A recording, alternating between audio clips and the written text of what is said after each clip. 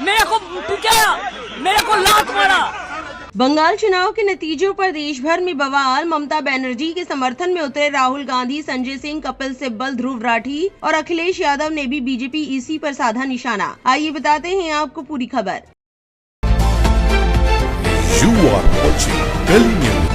पश्चिम बंगाल विधानसभा चुनाव में वोटों की गिनती के बीच मुख्यमंत्री ममता बनर्जी ने बीजेपी पर गंभीर आरोप लगाए। भवानीपुर काउंटिंग सेंटर से बाहर आने के बाद ममता बनर्जी ने कहा कि उनके साथ मारपीट की गई है। टीएमसी अध्यक्ष ममता बनर्जी ने कहा, दोपहर 3 बजे से ही वे हमें पीट रहे हैं, मुझे भी चोट लगी। सीसीटीवी बंद कर दिया गया था। हमारे किसी भी एजेंट को मतगणना केंद्र के अंदर जाने की इजाजत नहीं दी गई। ममता बनर्जी ने कहा, डीओ ने मुझे भरोसा दिलाया था कि हमारे एजेंटों को अंदर जाने दिया जाएगा, लेकिन उसके बाद वे कहीं भी उपलब्ध नहीं थे। मैंने हर जगह इसकी शिकायत की। भवानीपुर विधानसभा सीट के काउंटिंग सेंटर में ममता बनर्जी करीब 4 घंटे रही। काउंटिंग सेंटर से बाहर आने के बाद उन्होंने बीजेपी पर बड़ा आरोप लगाया। उन्होंने कहा कि मुझे अंदर धक्का दिया, लात मारी गई और पीटा गया। ममता बनर्जी ने कहा कि ये बीजेपी की ये जीत नहीं बल्कि लूट है। चुनाव आयोग ने केंद्रीय बलों, प्रधानमंत्री और गृह मंत्री के साथ मिलकर जो कुछ भी किया है वो पूरी तरह से गैर कानूनी है। यहाँ दोबारा काउंटिंग होनी चाहिए। ममता बनर्जी भवानीपुर विधानसभा सीट से चुनाव लड़ रही हैं। वहीं पश्चिम बंगाल में इलेक्शन के नतीजों को लेकर सोशल मीडिया पर लोग सवाल उठा रहे हैं। आप नेता संजय सिंह ने एक्स पर लिखा,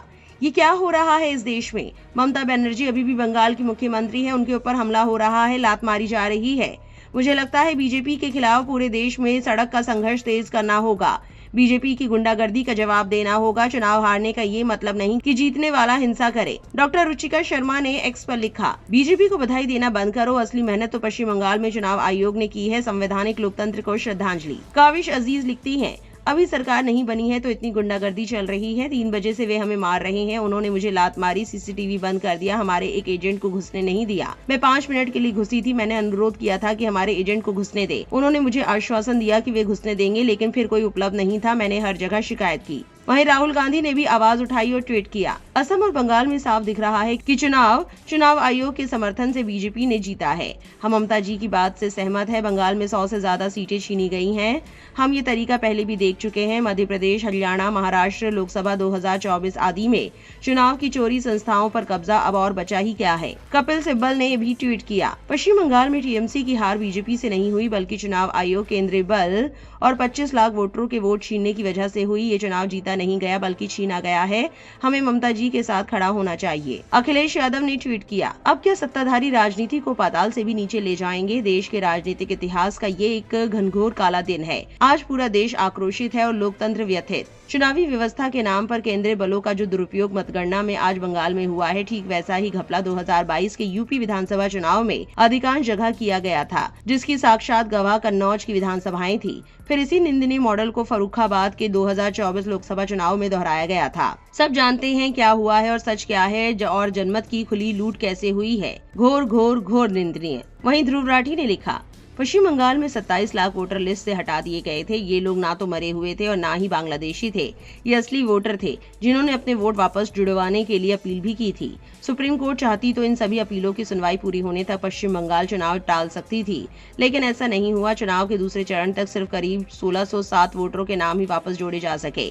जिन अपीलों की सुनवाई हुई उनमें ज्यादातर मामलों में वोट हटाना गलत निकला। किसी भी सही लोकतंत्र में ऐसे चुनाव को पूरी तरह निष्पक्ष और आजाद चुनाव नहीं माना जाएगा, जहाँ इतनी बड़ी संख्या में लोगों का वोट देने का अधिकार छिन जाए। मैं ये नहीं कह रहा कि अगर ये वोटर वापस जुड़ जाते तो टीएमसी जरूर जीत जाती। हो सकता है बीजेपी फिर भी जीतती, लेकिन असली सवाल चुनाव की निष्पक्षता का है। निष्पक्ष चुनाव एक सीमा या स्तर की बात होती है। दिल्ली, महाराष्ट्र, बिहार और बंगाल के बाद से चुनावों की निष्पक्षता लगातार कम होती दिख रही है।